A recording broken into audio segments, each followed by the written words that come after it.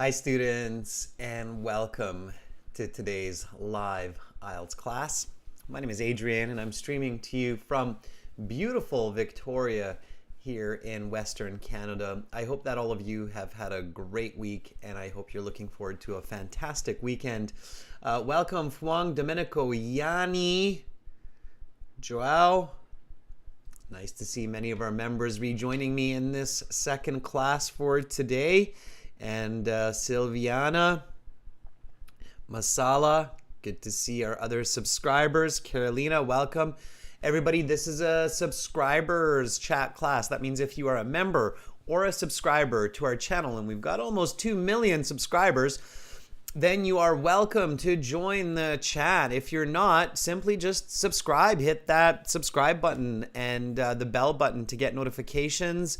And then you will be a part of our daily community of YouTube IELTS learning with new videos and materials released regularly.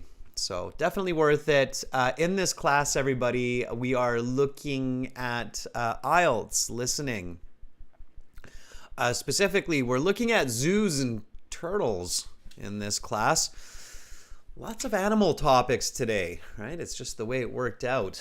Our previous class was about, well, let's say jellyfish or polyps and the nombius fish. And now we're looking at zoos and turtles. Again, as with the reading, the listening material for today's class is coming from aehelp.com. For academic IELTS preparation, that's where you want to be. For general IELTS, you want to go to gieltshelp.com. These websites are the tools for these live classes, and when we're not doing live classes, you can use these websites to talk to each other, practice for your speaking section, do practice exams, and lots more. So this is aehelp.com. Click this red button there to join the premium IELTS package. It's just above my head. It's a one-time payment for lifetime access. Welcome Carolina, our chat moderator. Carolina is knowledgeable of our products and the IELTS, so you can ask her some questions also. For the general IELTS, it's this website here with the green background. Click that big red button there. It's a one-time payment. And student viewers, we help thousands of IELTS candidates every week. And you can learn about their success stories here. And you can even click on this more success stories, and then there's just, you can see all these lovely people that have succeeded using the website. Same thing here on the academic. So lots and lots of great stories about how to use the websites, what to do, and how to succeed on the IELTS. So look at all those beautiful, beautiful people. All right. Check that out when you have a second. Listening today, and if you say, hey, yeah, I want to get this website, you can use the code MANY10 for another 10% discount. You can also get our apps, Academic IELTS Help, General IELTS Help. You can purchase the course through the app and then link the app to the website. You only, I should say this more often, but you only need to either buy the app or pay on the website. It's kind of the same cost, and then you can link them and they'll work together. Okay. If you have questions, send me an email, adrian@aehelp.com or admin@aehelp.com. Okay. Riyadh says, I look like a cute baby today. Is it the pink, Riyadh? Does the pink make me look like a bearded baby? A bearded baby. Maybe. I do have a baby face. All right. Students, schedule. Daylight savings started in November. Many of you probably are realizing this now, that in the US and Canada, the clocks changed. Times for the live classes are a little bit later. Tomorrow we'll have speaking part 2 for members and speaking part 3 for everybody. And then on Sunday, we have a light hall class. This is a $10 class. It's 2 hours. It's focused help. Definitely worth it. Check us out on Lighthall. The Lighthall speaking class will be able to do video and audio chat with each other practicing the speaking. So it's worth the $10 to really kind of simulate the real exam. And a couple of hours ago, 2.5 hours ago, we released a new speaking practice video. Check that out, guys and girls. That speaking video is really cool. People who watch our karaoke, if you're Japanese, the karaoke speaking videos, POV, first person speaking videos, they really like it. It's great practice. It's like you're talking to me. Just follow the subtitles, okay? Listening strategies. All right, well, we're doing listening part 3 and part 4 today. And remember, when you start the listening section, those of you who watched me last week, you remember when we did listening part 1 and 2, we reviewed the topics of all the parts, right? So you know that you're going to be listening about zoos and the turtle, okay, from the review, all right, which is fine. It's fantastic. You want to visualize. So just like I was showing in the reading section, visualization, visualize, see the zoo, see the turtle. Okay. Visualizing is very important. Humans are visual. We're visual learners. We're visual creatures. Our eyeballs are the primary sense for us. Okay. It's better than the ears, better than touch. Yeah, we touch, we feel, we listen, we hear, and those are powerful senses too, but arguably nothing is more powerful than our eyes, right? We see the world of colors. So visualize what you hear. Practice seeing what you hear. Include yourself in what you hear. So become a part of it. So don't just listen to the topic about zoos and see the zoo as out there, but be in the zoo. So you are visiting the zoo. Okay, you are at the zoo, right? You are riding the turtle. Giddy up, right? So when you're listening to the passage about the turtle, then you are on the turtle. You are on the turtle. You are riding that turtle. Whee! Okay, so you're having fun. You're on the turtle.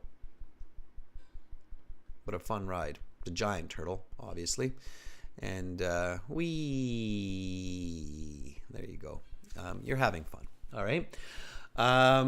Joao, thank you. I was hoping somebody would appreciate my masterpiece. Of course, it would be better with a little tail. Turtles do have little tails, right? I don't know about you, but I'd like to ride a turtle in the ocean if possible. And Chen says, wee, he's into it. All right. Be a part of it. Be a part of it. Jokes aside, like you think, oh, Adrian's being silly, but it's not just being silly. It's actually for real. When you hear, when you see, when you participate, you are able to process information much, much better. Okay. So when you hear, then see. When you hear, then see, and participate, you both process and remember information much more than if you just listen. Okay, so we tend to forget information when we listen. All right. Domenico says, yeah, it must be fun to be carried by a turtle in the ocean. I bet you it would be. Okay, students, so we're going to listen, and listen we shall. We are looking at the fourth exam for this, and we're in part 3. We're going to listen and answer the questions. We're going to visualize while we are doing this. And then we'll go through the answers together after, and I will talk strategy, and we'll learn some tips, some vocabulary as we do this. Students, I ask you, please put your answers on a separate piece of paper or in a separate document, not in the chat, just so we don't confuse other people with wrong answers or we don't spoil the fun with correct answers, okay? So put on your ears if you've got them. A headset is definitely advisable. Most exam centers now in the world for IELTS listening will be using headsets. So get used to listening to the IELTS audio with a headset, okay? You will be at a computer station and you will have a headset, all right? Okay, so again, for this, we hop to our website. We log in. For those of you, again, who want premium access, click that big red button that's above my head. Again, one-time payment, lifetime access. We're an IELTS registration center, British Council partners, so you're in the right place. And then you go to your My Student account. In your My Student account, we hop over to the audio CDs. And then in the audio CDs, we want to go to CD 4, and we are going to track 3. Get ready to listen because you will only hear the audio one time and you have to answer while listening. This is exactly like in the real IELTS. So here we go, everybody. Now turn to section 3. Take some time to look at questions 21 to 26.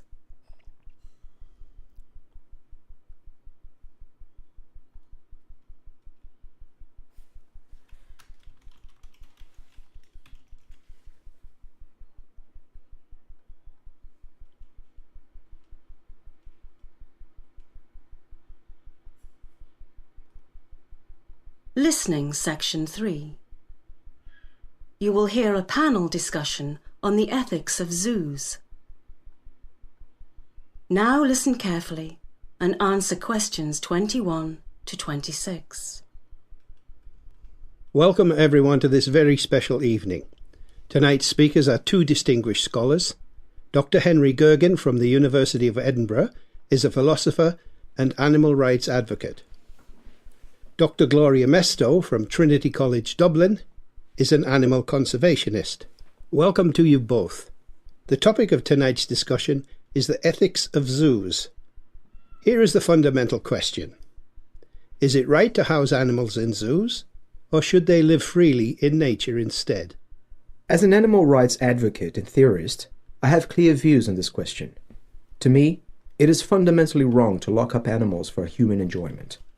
I believe that in many important respects, animals are persons, and should be afforded many of the rights that human beings have. Chief among these is the right to liberty and the freedom to achieve one's desired ends in life. Clearly, these rights are abrogated by imprisonment within the zoo. Moreover, in many cases, animals in zoos are treated inhumanely and are subject to confinement in extremely small spaces. While regulation of zoos may help mitigate some of these problems, I maintain that zoos are fundamentally unethical. I certainly understand Dr. Gergen's position, and I do agree on some of his points, most notably that zoos must be held to higher standards of animal treatment than they are currently. But my colleague fails to consider an important point in favor of zoos. The conservation of species is an incredibly important endeavor, and zoos are on the front line in the battle to save hundreds of species of animals around the world. Zoos often employ some of the leading experts in the field who are best equipped to carry out this important task. It is for this reason that I believe zoos are justified. Though they may not be perfect, I believe zoos and the experts they employ play a critical role in the conservation of species and therefore are ethically permissible. Dr. Gergen, do you have a rebuttal to that point? Yes, certainly. While I appreciated Dr. Mester's position as a conservationist, and I do appreciate the work she and others like her do for animal welfare around the world, I must disagree with her. While zoos certainly do play a role in animal conservation, it is not because they are zoos that they play this role. Dr. Gergen, can you clarify that point for the audience? Of course. What I mean is this. It is not inherent in the idea of a zoo that they conserve animals. The notions are separable. You can have an animal conservation effort that is not a zoo, just as you can have a zoo that has nothing to do with conservation. So while it is true that some zoos act as animal preserves, this does not justify the existence of zoos. since we could easily separate out these animal preserves from zoos themselves. Fair point. But such animal preserves would still have the associated problems of poor treatment and unsuitable living conditions. Yes, but at least it would be in an effort towards a positive end. The animals would not be captive forever, and they would not be captive merely for a human audience. You now have some time to look at questions 27 to 30.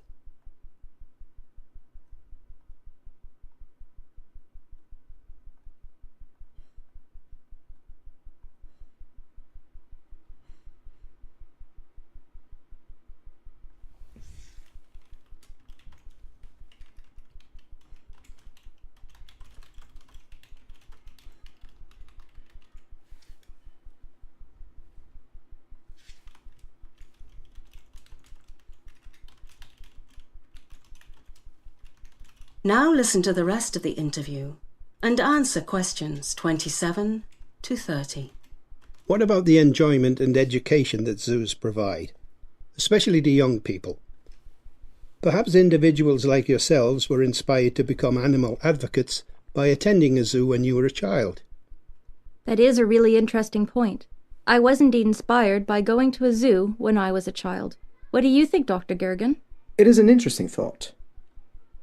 What if the positive outcomes caused by inspiring people like us to do good in the future outweigh the harms done to zoo animals? I'm not sure. I would have to think about it more, but it's certainly an interesting question. Well, thank you. I'll take that as a compliment. In closing, I'm not sure how much progress we've made, but is it safe to say that we can all agree that zoos, at the very least, must do their best to improve the treatment of animals and the conditions in which the animals live? I would certainly agree with that, as I'm sure my friends would also agree. That is the end of section 3. You will now have half a minute to check your answers. All right, students. So let's just stop the audio here on the website and let's hop back to these questions and we'll go through them. Now, of course, I was guiding you here and I was showing you some of the key information to pay attention to. And I was showing you some strategy that I will explain in greater detail here. As we get going, some fun fact questions. I really got to come up with it's going to be my mission in the next few days, come up with a sound effect for fun facts with Adrian. Fun fact with Adrian. That's me. Here we have 3 people speaking, right? So we have the host. We have Dr. Gergen. And we have Dr. Mesto. All right. Here's a fun fact question. I'll take suggestions for sound effects for fun facts with Adrian. All right. Host, what accent? So you heard 3 people here. What accent is the host speaking English with? Anybody? What do you think? And there's a reason why I'm asking you this, because it's very, very, very, very important that you listen to different English accents before different English accents before your IELTS exam, because you don't know which ones will appear, okay? So Slow Sunset Vibe says the host is British. That's right. The host is British. Okay, that's British English. He's very British. He's got a very Brit accent. Okay, and indeed, he is a British man. When we did the recording, yeah, he's British. He's from the UK. Absolutely. So good for those. I guessed that one. Dr. Gergen. Dr. Gergen, the man, the male scientist. What accent do you think he has? Now, hint, not British. Okay, so something else. Somebody says British Irish, maybe? No, not British. I'll even give you another hint. Not from the UK. So I don't do the recording personally, Joao, but I supervise it. Yes. Dr. Gergen's not Aussie, and it's not Asia, it's not West Coast, it's not Australia.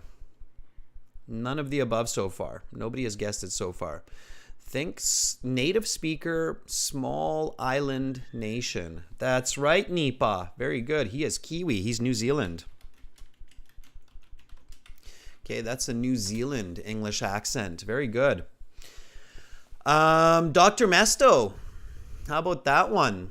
So, can anybody guess that one? No, they won't have foreign accent. So, Gaint Vlogger, they will not have a foreign accent. Okay, so it will be a native English accent always. Not like TOEFL. If you decide to take the TOEFL exam in the listening, they can actually have international accents. But in the IELTS, no. In the IELTS, they will have mostly British, but not always. Okay. Trans Empire says U.S. American. Dr. Mesto is Canadian.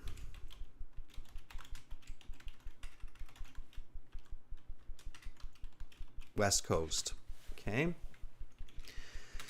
So you hear 3 different accents all in one section or in one part. Okay, you hear the British, it's a London accent. You hear the New Zealand accent, and you hear a Canadian West Coast accent. And yeah, that's challenging, right? But they're all native speakers. And keep this in mind, okay? Make sure to listen to different native English accents before your IELTS, because even though most of them are British, sometimes you hear Canadian, American, Australian, or New Zealand.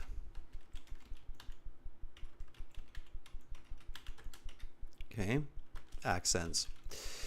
And then again, just a little bit of help here for those of you who might decide TOEFL at some point in time. TOEFL has mostly American, but also any other accent, including non-native speaker. It'll be clear English, but you will hear that, okay, that's somebody from China or somebody from India, non-native speaker. Okay?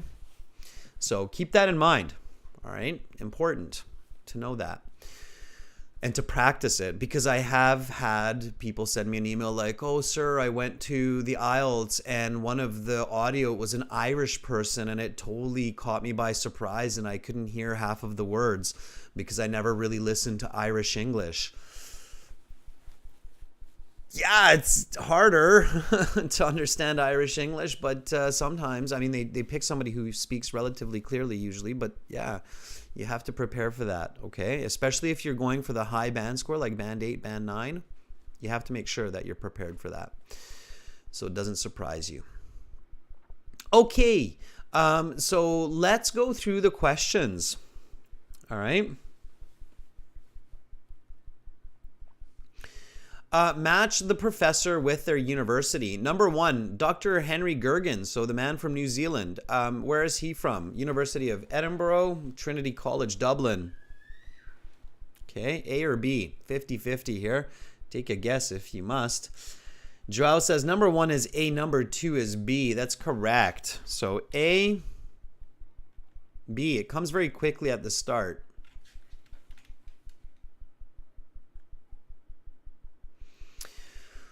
Okay, and then next question. Very good, Sharvar. Very good, students. Most of you got that. A and B. Okay. All right. So the next one here is this type of question here. Write the 3 correct letters, A to F. So we have 6 choices. Okay, we've got 6 choices here, and we have to pick 3. Okay. So it's a multiple choice. The best way to do this is by taking notes. So in the computer-based exam, this is where you want to use your note paper and your pen. Okay? Depeche, here's a tip for you, especially if you're doing the computer-based exam. Okay? It's very difficult, nearly impossible to get all of these correct if you're just staring at the choices. Okay, so instead of just staring at the choices and hoping you can catch all the right answers, write down the notes. And that's what I did here. So you see, when we were listening to this, I even indicated notes.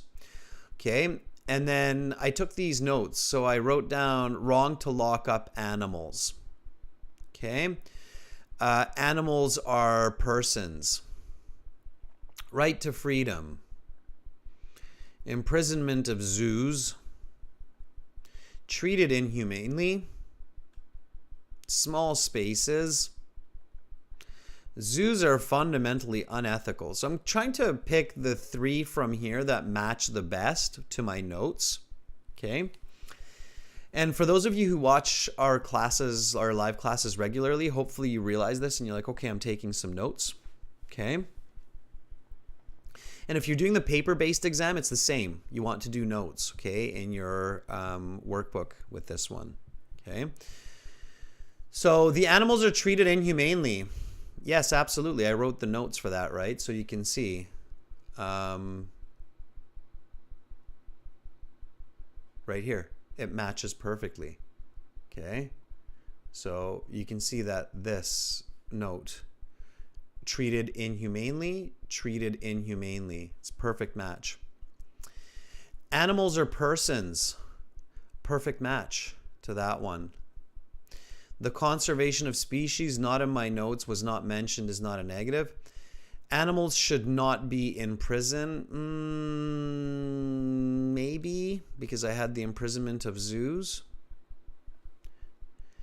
Animals are human beings and should be treated equally. That's pretty weird and strange. I don't think they said that. They are fundamentally wrong. That one matches with this one.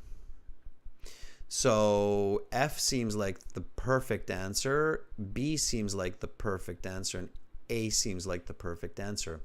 So in this case, I am cleverly going to choose B and F. Why? Because they match my notes, right? Like my notes are exactly like those 3 answers. So A, B, and F will be my answers here. And you can have simpler notes. They'll still work. Okay, so if you're like, well, I can't write that fast in English, that's okay. You can simplify your notes and it will still work. Okay, so A, B, and F. They match my notes. They work. All right. Okay, I'm definitely listening to keywords while I'm listening to the audio.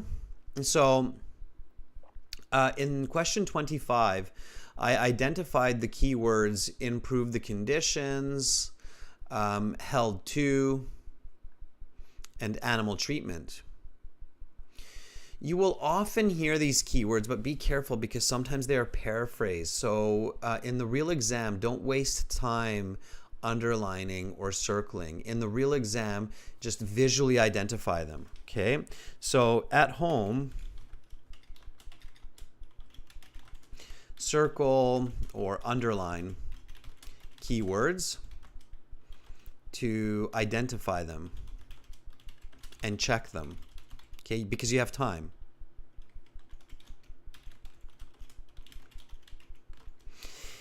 In the real exam, okay,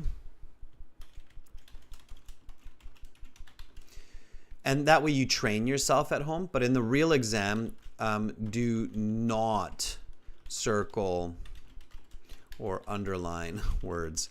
I think this is where I always make the joke of if you're doing the computer-based exam, you can't do that. Otherwise, you'll be scratching the screen. Right?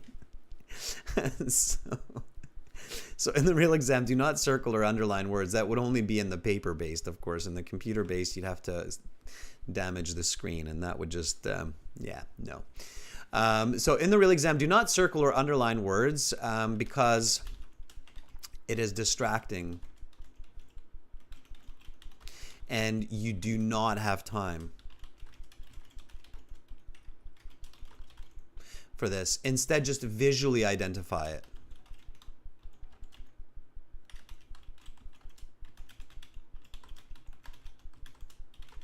And as long as you practice at home, you will be able to do that, especially names and dates. Okay, they're really easy because they don't change.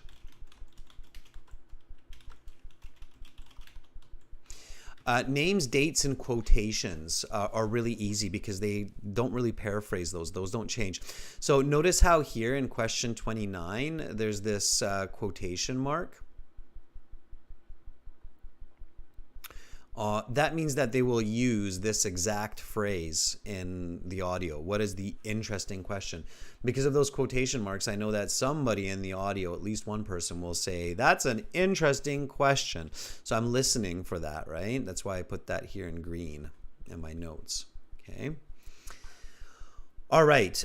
Is that clear, everybody, about the practice of underlining, circling, highlighting? So underlining, circling, highlighting, practice it at home for keywords, especially names, dates, quotations, but don't do it in the real exam. So once you trained yourself to do it at home, then just visually with your eyes, check for those words. Okay, everybody clear on that? I think Harry was asking me for some tips, and that's a really good tip, okay, to practice before the exam and then to implement a little bit differently during the exam.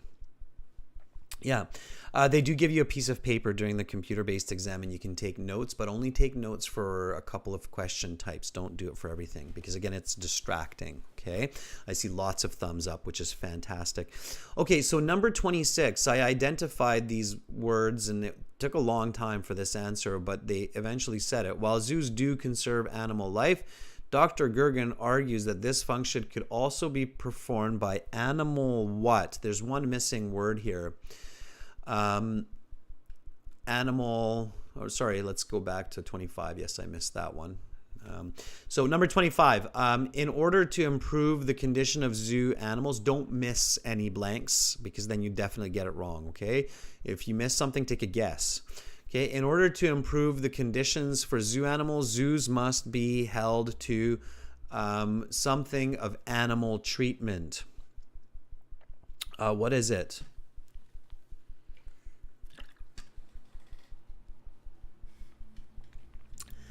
High standard, says Sylviana. Sylviana, close, just the wrong word form. And you do have to have the right word form. So it's higher because it's a relative adjective here. Okay, so higher standards. Higher than what we have, right? And it's more than just one. Higher standards of animal treatment. So this is the correct answer here. Part 3, it's a little bit trickier, so you have to pay attention to using the correct word form. Okay.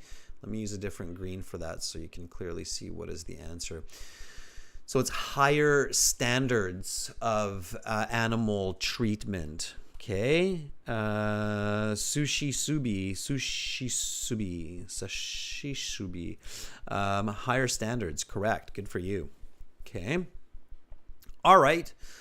And then 26. While zoos do conserve animal life, Dr.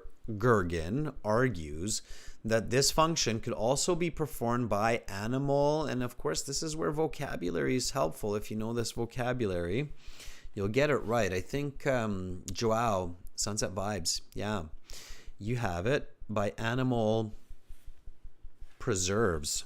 It's a noun.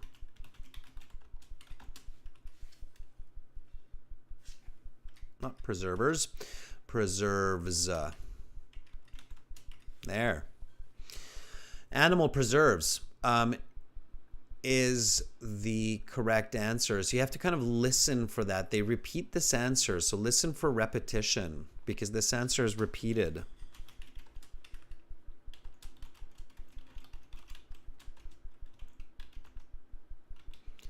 not even some, but several answers are repeated often. So listen for those repetitive words. You hear them say, it could be done by animal preserves. Animal preserves are also able to do this task.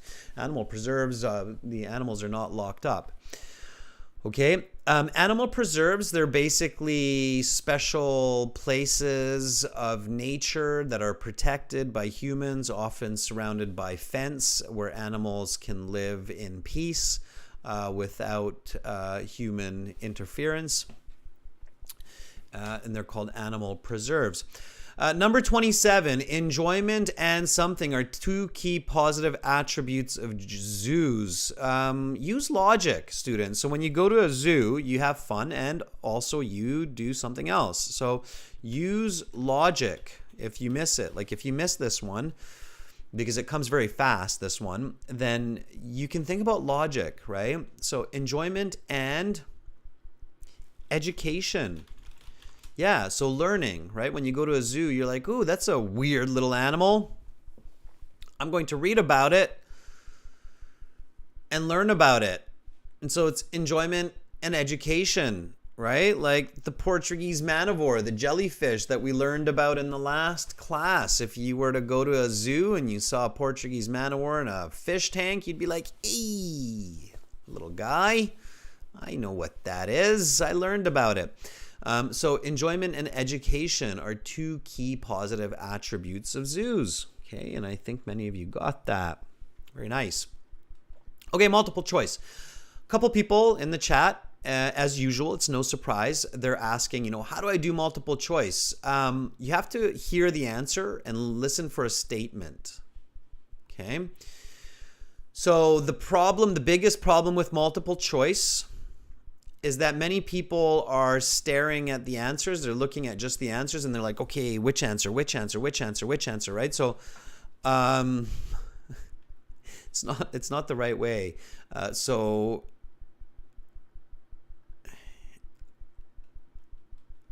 I used to, like a long time ago when I was in middle school, I used to do it this way too, right? Where we're like, which answer?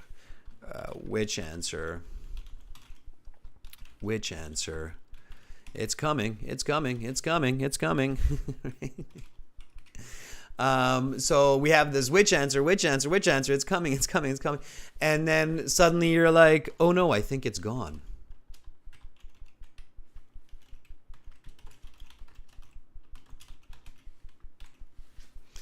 And then you get one of these faces going where you're like, right? So you're like, that happens, right? It happens to us. It happens to the best of us, right? If you're doing that, okay, if that happens to you, if you're one of those people that's like, yeah, that happens to me. I'm like listening to the multiple choice and I'm looking at the answers and I'm like, which answer? I think it's gone.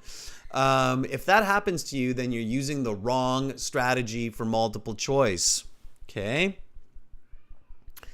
And you're not taking the right step. You're not doing it the right way. Okay, that shouldn't happen. If you're doing multiple choice correctly, that shouldn't happen. So the way you do multiple choice is when you're reviewing, okay, don't even pay attention to the choices, okay? Choices can be very confusing because some are for sure wrong, some are close, and one is right, okay? So if you're looking at the choices, then it's easy to get confused. It's tough logic, right? So the key are not the choices. The key is the question, okay? So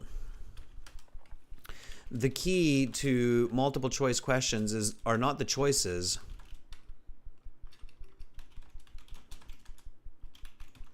but the question. And many people don't even pay enough attention to the question. Some people I think even jump over the question. Like they're like, oh, whatever, who cares about the question? It's the answers. It's going to be one of the answers. Yeah, but the answer is related to the question, right? So the key is not the choices, but the question. So pay special attention to the question.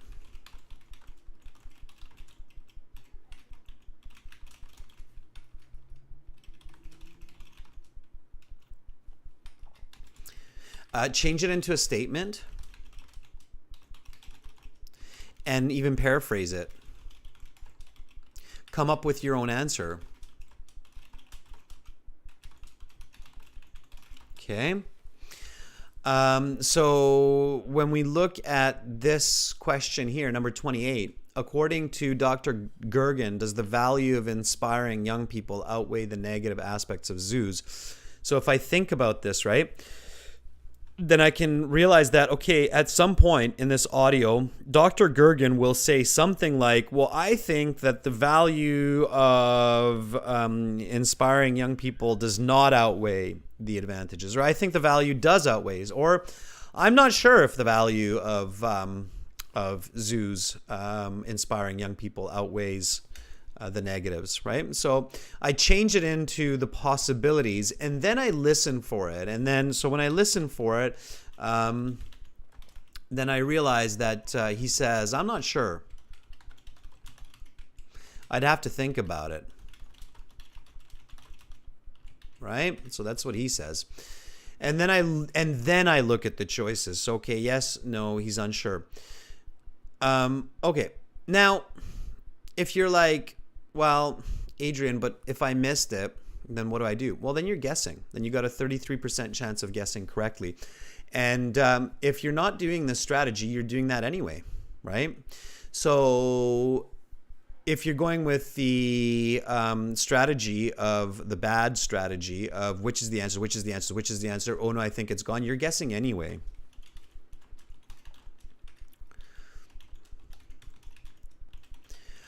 You can still do this after the correct strategy of paying attention to the question. So using guessing and deduction, those you can do at any time. Those you can do after the audio when you're reviewing, okay? So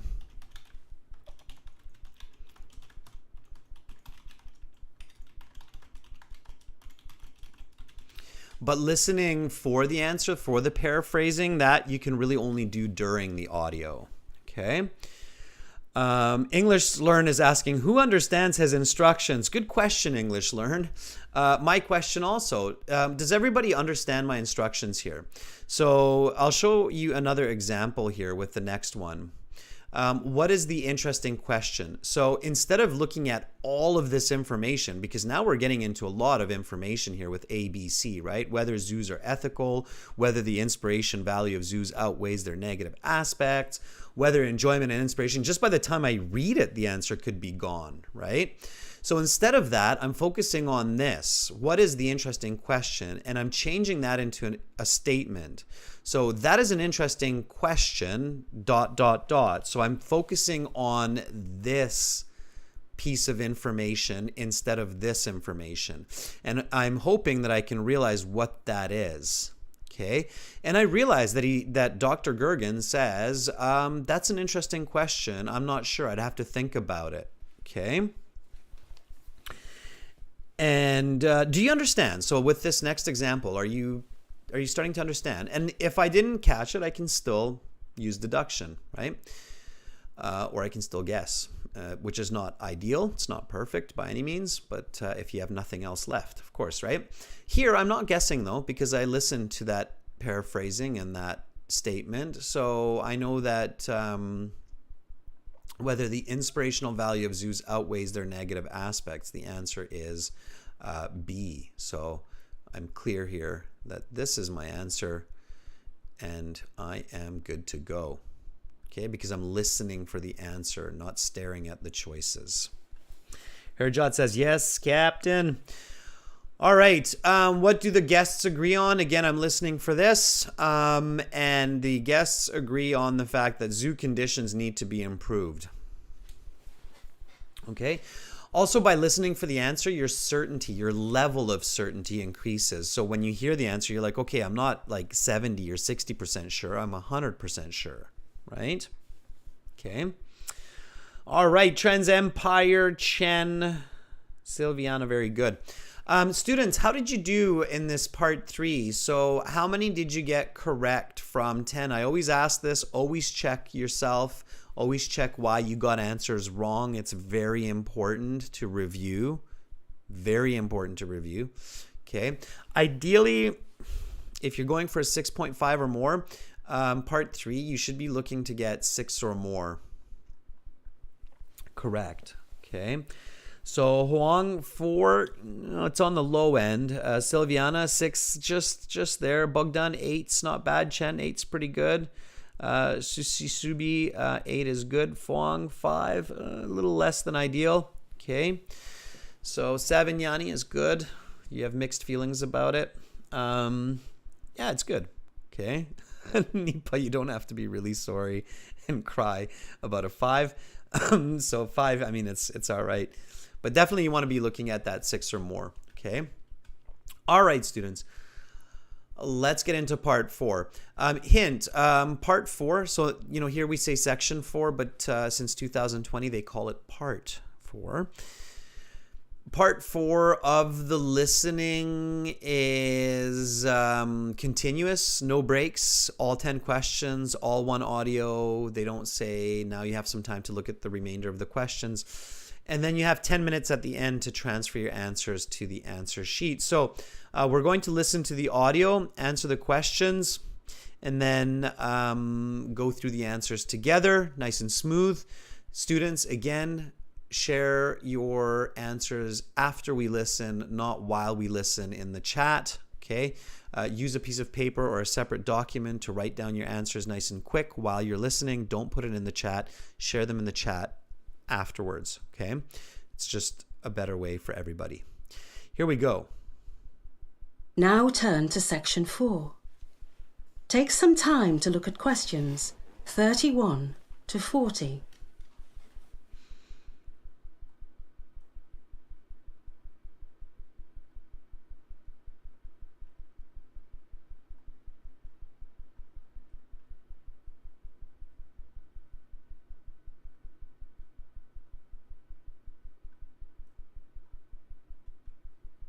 Listening section 4.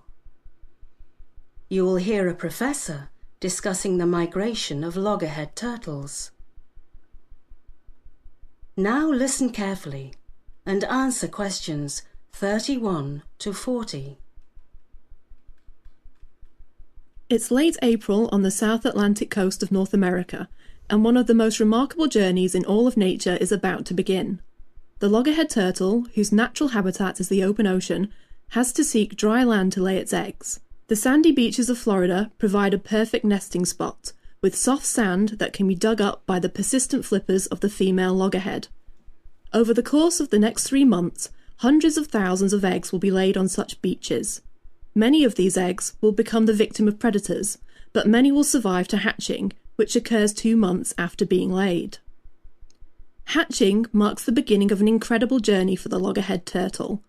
Almost immediately upon hatching, the young turtles, known as hatchlings at this point, head for the open ocean. The ocean, while full of its own dangers and predators, provides a relative safe haven for the hatchlings away from many of the predators that live near the shoreline. These young turtles embark upon a journey that will take them upwards of 13,000 kilometres around the North Atlantic. Many animals make large and incredible journeys, but what makes the loggerhead turtle's migration so notable is the speed at which the animal moves. While many bird species make similar journeys, they move at velocities much faster than the loggerhead turtle. This slow-moving beast travels at the remarkably sluggish pace of only 3/4 of a kilometre per hour. This means it will take the turtle a minimum of 17,000 hours to complete its migratory journey, not even taking into account stops for feeding and sleep. To put that number in perspective, 17,000 hours is approximately 2 years of non-stop swimming. That the loggerhead turtle makes this journey alone makes it all the more impressive. From birth to adolescence to adulthood, the loggerhead turtle is a solitary traveller. But how does it know where to go? Doesn't it need a parent to help it know the route? This is where the loggerhead becomes even more fascinating. Recent research tells us the loggerhead uses the magnetic field of the Earth to determine its migration route. Because the Earth's magnetic field differs in each location around the world, the loggerhead turtle can use it as a kind of innate roadmap, illuminating the way to where they need to be. One example of this is the behaviour they exhibit when they encounter the particular magnetic field off the coast of Portugal. Instead of continuing north, towards the cold waters of northern Europe, they sense the magnetic field and turn around, instead heading for the warmer waters of northwestern Africa. And it is not just that the loggerhead turtle has a sort of innate compass. They are able to determine, with surprising precision, their latitude and longitude. They know exactly when to zig and zag to optimize their migratory pattern. Even with their incredible ability to know where they are and where they need to be, the survival rate of migratory loggerhead turtles is incredibly low. In fact, only about 1 in 4,000 hatchlings makes it back to the beach in eastern Florida to mate and lay its eggs. However, that any make it at all is an incredible achievement and one of the great natural wonders of navigation. That is the end of section 4. You will now have half a minute to check your answers. All right. Stop the audio on the website and let's check our answers, everybody. The loggerhead turtle, as Chen said. Chen, you got me to smile. It's wee time. As Chen said, yes, we're riding this incredible turtle along its incredible journey across the ocean, right? And Domenico says the loggerhead, it's an interesting animal. And again, we had Portugal come back into the content, Joao. So time to hit the ocean, Joao, and check out those man-of-wars and loggerhead turtles, right? Or maybe Domenico takes a short trip from Sicily to coastal Portugal. All right, students, so let's get focused here. Flowchart. Notice the strategy that I used here. I'm looking at keywords again. I'm looking at keywords, and I'm looking at keywords specifically before and after the spaces. Same thing with the paragraph or summary completion question that's coming up there. Okay, so this first piece, and often when you have a flowchart in the listening, it starts with, notice how there's no question here. Everybody sees that? So there's no space, no question. Why do you think that is? And that's usually the way IELTS does it with these flowcharts. In the first piece of information, there's no question. Why do you think that is? Okay. Don't get so caught up on just the questions here. The goal of this class isn't just to give answers. You won't hear probably this audio in your exam. It's to get you to think the right way. So before we get to 31 Florida, and yes, many of you got Florida, I want you to tell me why we have this first sentence here and then the arrow, and there's no question in this first sentence. Why do they do that?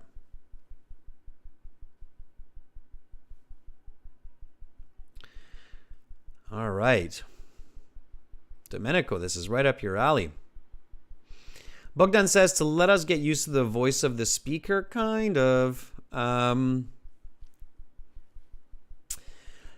It's to help you position yourself in the audio. Okay, so good try. Okay, by a couple people. It's to help you position.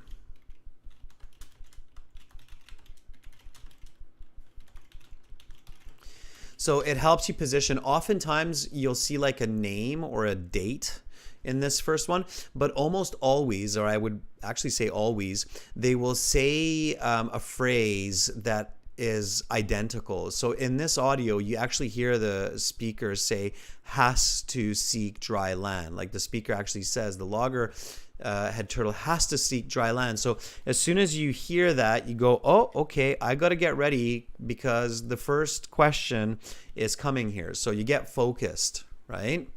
So it helps you to position for that very first answer, which of course is here. And as many of you got it, it's Florida with a capital F. Florida is the name of the state. So names of places, they are exact nouns. Exact nouns will take a capital letter. Make sure you have a capital letter. If it's a small f, they will mark you wrong. So have a very clear F in the paper-based exam. Florida. Okay. The rule for the examiner, by the way, is if they're not sure, it's wrong. Okay, so if you do an F like this, and you're like, well, but that's a big F. If I'm your examiner, this curve here, it confuses me. I'm not sure, even though it's bigger than the other letters. It confuses me, so I would mark this wrong. Okay, don't confuse the examiner. You can't trick them. Okay, it has to be a clear uppercase. So if you're doing the paper-based exam, make sure that you're using very clear upper. Well, it almost looks like a T. Careful with that. So make sure you're using very clear uppercase. Okay. You can't be like, well, I'm not sure if this is capital or not, so I'll kind of use like a in-betweeny. If I'm not sure, it's wrong. Okay. But dear Morzo, yes, you can use full, so you can use all capital. You can do it like this. Okay. However, there are two disadvantages to all capital. Actually, there's three, but two very clear ones. Anybody know what the two disadvantages are to, yes, the Florida Keys, Alexander, are the peninsula. What are the disadvantages to writing all capital, especially in the paper-based exam? Harjot says pace. Yeah, but your most time consuming. It's slow. So it's slower, and spelling mistakes tend to be more common when you're using all uppercase. So what can you do? One trick is that you can use all lowercase when you get the answers. This is just for the paper-based exam, okay, not the computer-based. So just for the paper-based, you can use all lowercase when you're answering, and then when you transfer your answers to the answer sheet in the 10 minutes, you can change it to uppercase. Just really pay attention to the spelling. So this is kind of a trick for it, okay? So keep this in mind, okay? So uppercase is slower and more prone to spelling mistakes. A good trick in the paper-based exam is to answer all lowercase while you listen and change it to uppercase in the 10 minutes to transfer answers to the answer sheet, paying extra attention to the answer and spelling. Okay? That makes sense, everybody? Yeah, I don't like all capitals either. By the way, fun fact with Adrian. Okay, here's a fun one. If you're writing all capital letters, like in an email or in a letter, do you know what that does in English? So, what do all capital letters in an email or writing mean? Or what do they do? Okay. Yes, that's right. It's shouting, right? It's emphasis.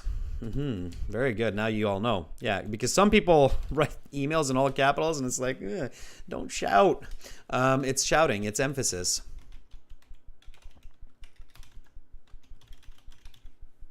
Okay.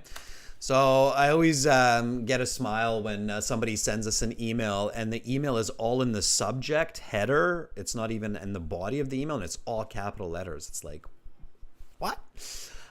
So in this case, in my example here, it's like all. So if I read this naturally, it's what do all capital letters in an email do? Okay, so what do all capital letters? Right? It's a shout. It's an emphasis. And Chen says it's impolite. Yeah, you have to be careful when you do that because it's impolite. So don't write a business email in all capital letters. Okay? All right. So there's a purpose. The capital letters aren't just for fun. There's a reason for them. Okay? So English didn't come up with capital letters to make life difficult for IELTS test takers. Okay. So, let's keep going. Unfortunately, a lot of teachers don't teach that. A lot of people don't tell people that. And it's like, oh, I've been writing capitals all this time. Why didn't somebody tell me? Well, now you know. Okay, so the sandy beaches of Florida provide the perfect location for nesting. After hatching, the loggerhead turtle immediately heads for the ocean. The ocean is safer than the shore because it has fewer. So I'm always paying special attention to the word that's coming before the space, right? Fewer, obviously a noun that comes in here. Predators, very good. Common noun. Fewer, definitely an S, right? So definitely need that S. Predators, okay, is the correct answer. No S, no point.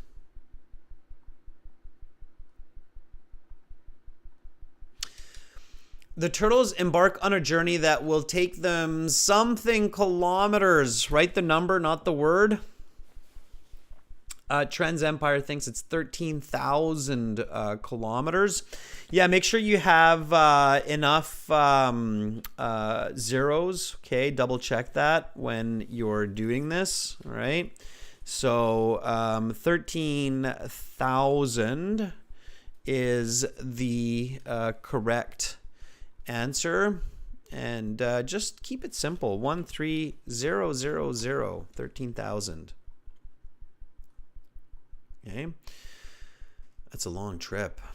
I've been doing long distance running for years now, and I'm still only at 5,000 kilometers total. So I can appreciate what that means. 13,000 kilometers around the Atlantic. Yes, while long migratory journeys are fairly commonplace in nature, many birds, right, fly long distances. What makes the loggerhead's journey especially notable is the extremely something pace it travels at. You don't need the comma. Yeah, so Yanni, even if you don't have a comma and you write 13000, they'll give you that. Okay. Nipa says, why are they so slow? Well, Nipa, have you tried swimming 13,000 kilometers in the ocean? It's slow. It's hard to swim fast, especially in the ocean with all those currents, right? So the correct answer is slow or sluggish. Very good, Domenico. So sluggish. Sluggish or slow, both answers are okay here. Extremely speed is not correct. Speed is not correct. Okay. A slug is another type of animal. So this is a slug. Okay. I love drawing the slug. If those of you who've heard this audio before, you know that I love drawing. Drawing is so much fun. There's a little slug. It's a happy slug. Nobody's stepping on him. He's living in the forest. He just found some delicious food. That's a slug. It's not a slag. It's a slug. S-L-U-G. And we use it as a verb. Sluggish means slow. Sluggish. Okay, if you learn a new word, write it down. Okay, that is sluggish. Students, what happens if I turn my slug into a little bit of a different creature? I always check who's paying attention in previous classes and remembering vocabulary. And I give him a little house. What is he called now? Or she? It's no longer a slug. What do we call him now? It's not a worm. It's a snail. That's right. Now our slug has turned into or been upgraded to a snail. Yeah. And yes, it's also known as Gary in SpongeBob, Yanni. SpongeBob's pet, Gary. AKA, if you like SpongeBob, we have now drawn Gary. Very good. Students, have fun with information. Enjoying what you learn really makes learning much, much more effective, right? So, sluggish. So the turtle, very sluggish, very slow. Okay, sluggish or slow. All right. Okay, everyone. The entire journey is equal to approximately something of continuous swimming with no breaks. Well, if somebody goes to the pool and does that, make sure to put it on YouTube. You'll get millions of views.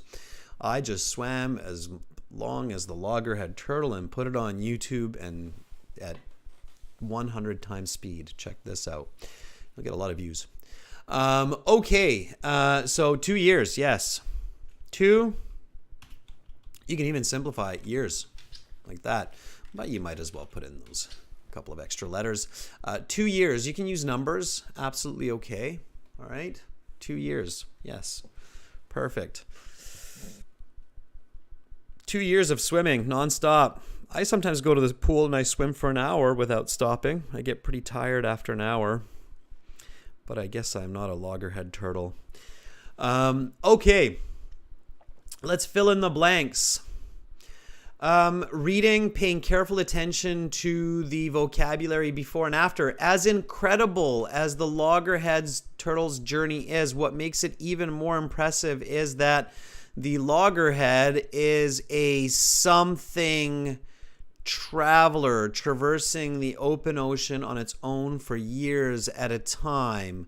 What is it? Chen, very nice. Yanni, very nice. Solitary. Does it alone. Right? So it's a solitary traveler. Now you've got an interesting YouTube video. I swam as far as a loggerhead turtle. I filmed it, and I did it by myself with nobody in the pool at 4 a.m. That would be quite the epic adventure. All right. So solitary, yes, it does it alone. It's a solitary traveler. I pay attention to this word as well, the word traveler. Okay. So, I know it's a noun. Solitary traveler, right? Just imagine swimming 2 years by yourself. General Charlie is asking a question for the last one. Is it better to write 2 years with the number or 2 years with the word? Number is always better because it's faster. Okay, and it's clear. So use a number whenever you can. All right, traversing the open ocean on its own for years at a time. Scientific research has, in recent years, told us that it is through a connection with the Earth's something. Now, the instructions say that we can use 2 words. What are the 2 words here? Very good, Domenico. Magnetic field. All small. Common words. They're not unique nouns. So the Earth's magnetic field, not fields, it's just field. It's one field. Magnetic field that the turtle finds their way around the ocean. For example, the turtles are able to sense something off the coast of Joao. I really hope you got this, if you're still here with us.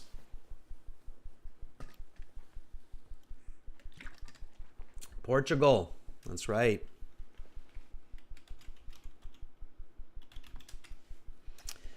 Yes, indeed. Off the coast of Portugal. Capital P. It's the name of a country, right? And that makes them change their direction and head for Northwest Africa. Possessing more than a simple compass, the loggerhead can innately sense its something and something. If you know these words in English, you're going to be just fine. Longitude. What's the partner of longitude? Not altitude. It's latitude. So yeah, just be clear there, students. So we've got, so this is the Earth, right? We've got South America, North America, we've got the North Pole, we've got Antarctica, we've got Africa, we've got Europe, we've got Asia, we've got Australia. And we've got these lovely lines that go this way on the map. And we've got these lines that go this way, right? So longitude, lateral, okay? Latitude are these lines, and longitude are these lines. They're the vertical. So horizontal, latitude, lateral, longitude, vertical, okay, lines. And that's how we know. And we have a couple very special ones, of course, the ones that goes through the middle. It is called the equator, okay. The one that's to the south of the equator, 20 degrees, I believe, is called the Tropic of Cancer. And the one that's above 20 degrees is the Tropic of Capricorn. 10 degrees or 20 degrees. I'd have to check my geography. But anyway, those lines, be familiar. Altitude is your elevation off sea level, right? Okay. So keep that in mind, right? Know those words. Why is it important to know the word latitude and longitude? Well, if you're traveling, if you like visiting other countries, you ever get lost, those are some good English words to know. Okay? You never know when those words will become handy or helpful. Hopefully you never have to deal with that situation, but if you do, it's good to know those words.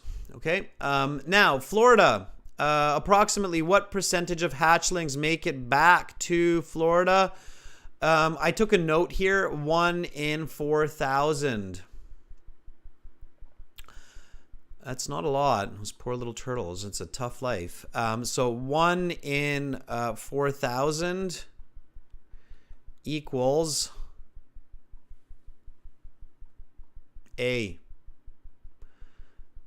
0.025%. Okay, a little bit of math. Very nice. Students, how did you do? What did you get from 20 today? That's for today. If you got anything that's 12 or more, you're pretty good. Okay, so part 3, part 4 are very difficult.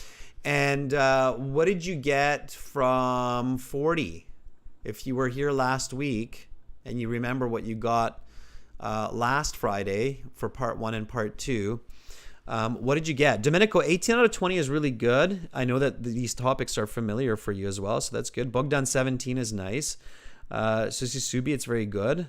Okay. Students, on the website, you can check your band score. So at the bottom, you can go to the score calculator. And then you can type in your scores. So if you remember your score from last week and you combine it with your score from this week, maybe you got 32, then you got a 7.5. Okay. Or if you got 27, you got a 6.5. Okay. Somebody says they got 39. 39 is fantastic because guess what? If you get 39, you get 9. Okay. Fuang, 31. Band 7. Okay. All right. Huang says, I only got 8. Huang, you have to do a lot of listening practice, learn the right strategies, watch a lot of movies in English, listen to podcasts in English. So lots and lots of listening in English. Domenico, 38 is wonderful. It's an 8.5. Okay. Don't feel bad, Huang.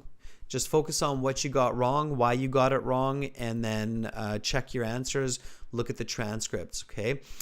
We covered lots of strategies today, students. We've got an awesome speaking video in HD for you on the channel that we just released today. There it is in the chat. Okay, check that out. And also, if you want to get all of our practice exams, listening for the IELTS, and all of our videos and strategies and materials to follow these live classes, like if you like these live classes and you're like, hey, I'm going to join these once or twice a week, help us help you. Spend a couple dollars on the website, aehelp.com for academic IELTS, gieltshelp.com for general IELTS, and then you have all the audio, all the videos. It's much easier than trying to figure out what is where in the YouTube channel. It's much more organized, of course. So check it out. The academic aehelp.com looks like this. Click the big red button. It's a one-time payment. You can even register in some countries for your IELTS exam through the website. We're partners with British Council and IDP. General IELTS, it's like that. There's the button there. Click that. and you're good to go. Okay, that's it for me for today. Tomorrow I will be back with speaking part 2, speaking part 3. We will practice those. We will speak to some of our viewers to practice your English and give you some more vocabulary, strategy, communication skills. So until then, speak English. Enjoy the language of business and global culture. Keep it up, everyone. I'm Adrian. I'm signing out from Victoria. And if you get the chance, visit a zoo, visit nature, check out some animals. Enjoy. Bye for now, everyone. Much love to all of you.